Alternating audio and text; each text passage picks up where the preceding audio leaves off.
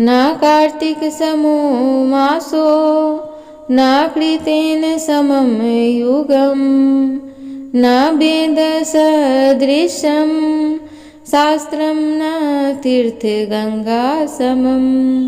अर्थात कार्तिक मास के समान कोई मास नहीं, सतयुग के समान कोई युग नहीं, वेद के समान कोई शास्त्र नहीं और गंगा के समान कोई तीर्थ नहीं। कार्तिक महीना को सबसे पवित्र महीना माना जाता है, क्योंकि यह भगवान श्री हरि विष्णु को अत्यंत प्रिय है और साथ में माँ लक्ष्मी को भी यह महीना बहुत प्रिय है।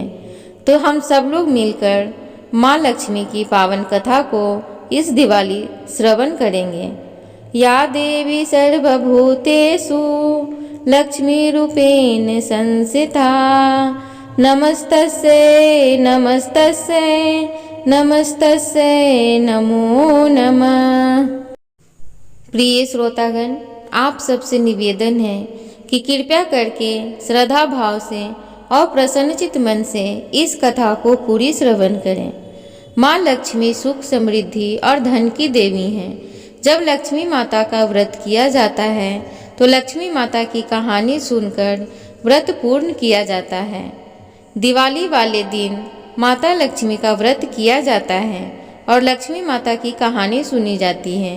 ऐसी मान्यता है कि इस दिन माँ लक्ष्मी पृथ्वी पर विचरण करने आती हैं।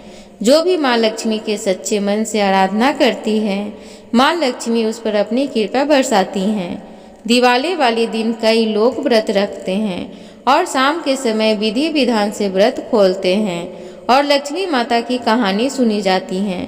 तो आइए जानते हैं लक्ष्मी माता की पावन कथा क्या है। एक गांव में साहूकार रहता था। साहूकार की एक बेटी थी। वह नित्य प्रातः प्रतिदिन पीपल सींचने जाती थी। जब वह पीपल सींचने जाती तो पीपल के पेड़ में से लक्ष्मी जी प्रकट होती और चली जाती। एक दिन लक्ष्मी जी साहूकार की बेटी से कहा कि तू मेरी सहेली बन जा। तब लड़की ने कहा, मैं अपने पिता से पूछकर कल बताऊंगी। साहूकार की बेटी ने घर जाकर अपने पिता को सारी बातें कह दी। तब उसके पिताजी बोले, वह तो साक्षात माँ लक्ष्मी है, अपने को और क्या चाहिए, तू लक्ष्मी जी की सहेली बन जा। दूसरे दिन वह लड़की फिर गई।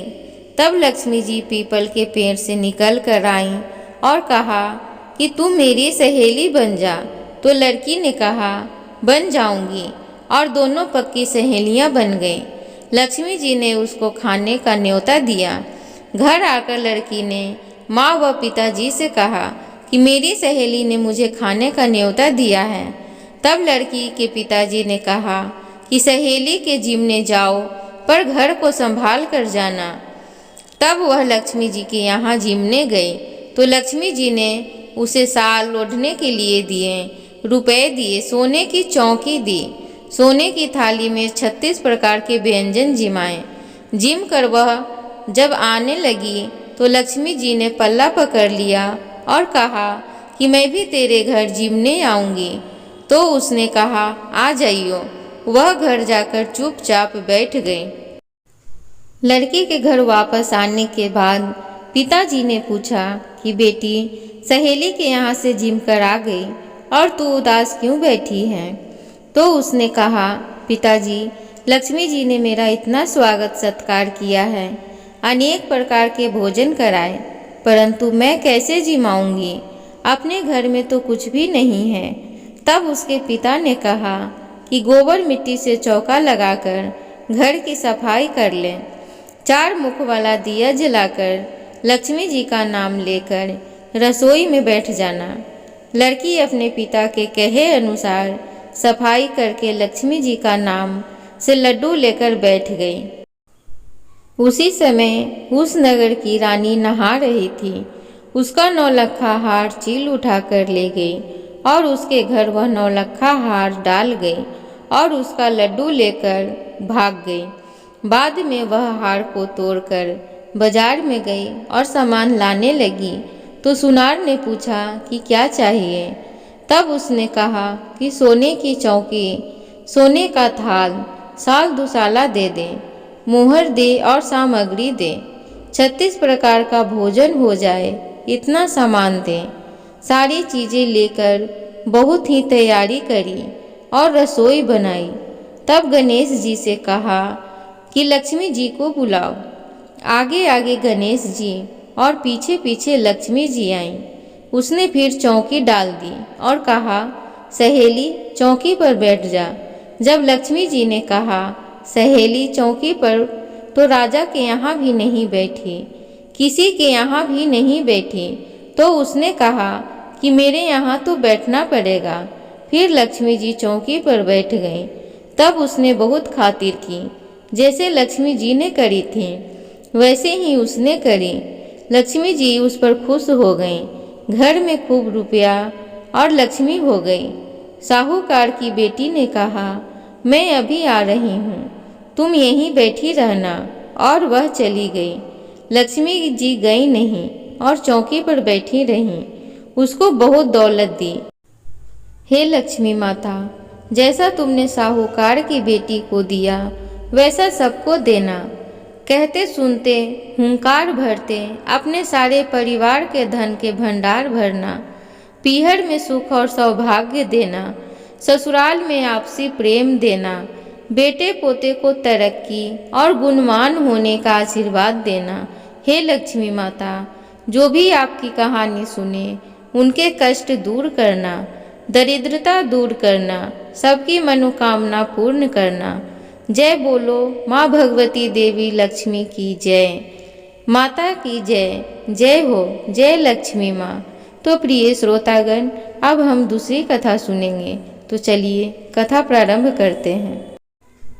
एक बार कार्तिक मास की अमावस को लक्ष्मी जी भ्रमण पर निकली। चारों ओर अंधकार व्याप्त था। वो रास्ता भूल गईं। उन्होंने निश्चय किया कि रात्रि में वे मृत्यु लोक में ही गुजार लेंगी और सूर्य उदय के पश्चात वैकुंठ धाम लौट जाएंगी। किंतु उन्होंने पाया कि सभी लोग अपने अपने घरों के द्वार बंद करके सो रहे हैं। तभी अंधकार की उस साम्राज्य में उन्होंने एक द्वार खुला दिखा, जिसमें एक दीपक की लौ टिमटिमा रही थी। वे उस प्रकाश की ओर चल दी। वहां उन्होंने एक वृद्ध महिला को चरखा चलाते देखा। रात्रि विश्राम की अनुमति मांगकर वो उस बुढ़िया की कुटिया में रुकी। वृद्ध महिला लक्ष्मी देवी को बिस्तर प्रदान कर पुनः अपने कार्य में व्यस्त हो गई। चरखा चलाते चलाते वृद्धा महिला की आंख लग गई। दूसरे दिन उठने पर उसने पाया कि अतिथि महिला जा चुकी हैं, किंतु कुटिया के स्थान पर महल खड़ा था। चारों ओर धन्य धान रत्न जेवरात बिखरे हुए थे। कथा की फलश्रुति यह है कि माँ लक्ष्मी देवी जैसी उस वृद्ध महिला पर प्रसन्न हुई वैसे सब पर हो। और तभी से कार्तिक मास की रात को दीप जलाने की प्रथा चल पड़ी।